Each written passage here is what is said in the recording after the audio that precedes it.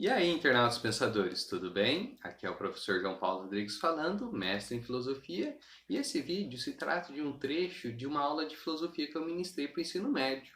Lembrando que o conteúdo e a série correspondente vocês podem encontrar no título e na descrição do vídeo. Também trata-se de um áudio mais simples, mais direto e mais didático para aqueles que querem estudar para o vestibular e para o Enem. Desde já agradeço e, por favor, curtam o vídeo. O tema da aula de hoje é a Revolução Científica, um período histórico que marcou a passagem da Idade Média para a Idade Moderna, há mais ou menos uns 500 anos. A Revolução Científica ela começa basicamente com a obra chamada A Revolução das Órbitas Celestes, do cientista Nicolau Copérnico, lá em 1543, e termina mais ou menos em 1687, com a obra Princípios Matemáticos da Filosofia Natural, do cientista Isaac Newton. Cientistas como, por exemplo, Galileu Galilei, Johannes Kepler, né, entre outros, colaboraram para estabelecer um novo modo de fazer ciência, que teve uma profunda influência também na forma de filosofar. O ponto-chave de compreensão do período aí da Revolução Científica é a luta dos pensadores pelo direito de investigar a natureza e descobrir as suas leis, que, segundo eles, seriam leis naturais. Isso se deve ao fato de que, no período da Idade Média, a Igreja Católica comandava a sociedade em vários aspectos, influenciando ali na economia, na política, na cultura, na ciência e também na filosofia. Portanto, somente eram aceitas aquelas teorias científicas e filosóficas que estivessem de acordo com as escrituras sagradas e também os preceitos religiosos do cristianismo.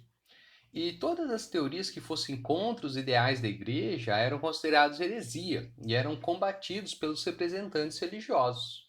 Portanto, alguns pensadores desse período acabaram indo para a fogueira por conta dos seus ideais, né? Como é o caso do Giordano Bruno, que pensou em um universo infinito, né? Algo que era altamente incabível para a época, e outros tiveram que negar a verdade para continuarem vivos, como foram os casos do Copérnico e do Galileu Galilei, que nós vamos ver aqui agora. Primeiramente, né, Copérnico, que era um matemático e astrônomo, ele vai propor uma teoria científica que, atualmente, né, ele é considerado um conteúdo básico ensinado nas escolas, mas que, em sua época, ele foi considerado revolucionário e perigoso. Ele propôs o heliocentrismo, uma teoria astronômica que apresenta o Sol no centro do nosso sistema planetário, com os planetas girando ao seu redor. Daí que vem, né? Hélio, Sol e centrismo, centro, né? Ou seja, o Sol no centro.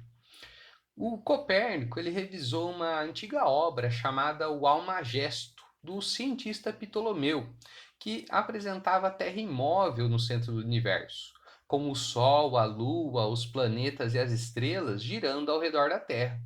Teria essa, né, chamada então de geocentrismo. Geo, terra em grego, e centrismo, né, de centro, ou seja, a Terra no centro. Para Copérnico, os cálculos de Ptolomeu estavam errados, e a única hipótese aceitável então para explicar esses erros era de que, na verdade, a Terra é que girava em torno do Sol, ou seja, o heliocentrismo. Teoria essa que já foi proposta até mesmo por Aristarco de Samos, um cientista grego que viveu há mais ou menos uns 200 anos antes de Cristo. Porém, o Copérnico ele lançou apenas os cálculos científicos da sua teoria, porque foi o Galileu Galilei, que é matemático, físico e filósofo, quem decidiu fazer experimentos para verificar se a hipótese era verdadeira, o que foi comprovado pelo cientista Galileu, que ficou encantado com toda a proposta de Copérnico e passou a difundir essa teoria, tanto em palavras como em experiências científicas. Esses experimentos só foram possíveis ao se utilizar a luneta, uma recente invenção da época. E o Galileu, ao estudar então os planetas e a Lua, ele percebe que eles não têm a forma regular e perfeita que a teoria oficial defendida lá pela Igreja Católica afirmava. Por isso, o Galileu ele começa a desconfiar de que todo o edifício ali da astronomia e da física, que era construído anteriormente com base em Aristóteles e Ptolomeu, estavam com os fundamentos apodrecidos, né? Ou seja, estavam equivocados. Porém, tal afirmação, né, do Galileu foi fortemente repreendida pela Igreja Católica, pois para a instituição cristã era muito mais conveniente tomar como verdadeira a teoria do geocentrismo, pois tal teoria estaria de acordo com as escrituras sagradas, enquanto que a teoria do heliocentrismo tirava toda a importância que a Terra tinha, ao não se tornar mais o centro do universo, ao não tornar mais a Terra, né, o centro do universo. Por isso, Galileu ele vai propor que a ciência precisa se separar tanto de intromissões religiosas, tanto também da filosofia, essa filosofia baseada nesses preceitos religiosos. E esse é então o nascimento da ciência moderna. Para o cientista, o universo ele deveria ser estudado sem ser visto como algo sagrado, tendo então a matemática como a única ciência que continha fundamentos perfeitos e inabaláveis.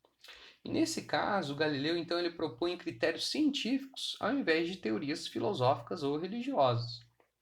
O Galileu também acreditava que a linguagem bíblica não era conveniente para explicar fenômenos científicos, porque não oferecia bases matemáticas experimentais. Por conta de tudo isso, o Galileu ele foi preso e obrigado a se retratar no tribunal da Inquisição, tendo aí que negar a sua teoria. Ou seja, né, negar toda a verdade para não morrer e também para não contrariar os poderosos da época. Criando uma lenda ali de que, né, depois de ter se pronunciado, o Galileu ele teria dito bem baixinho, né? No entanto, ela se move.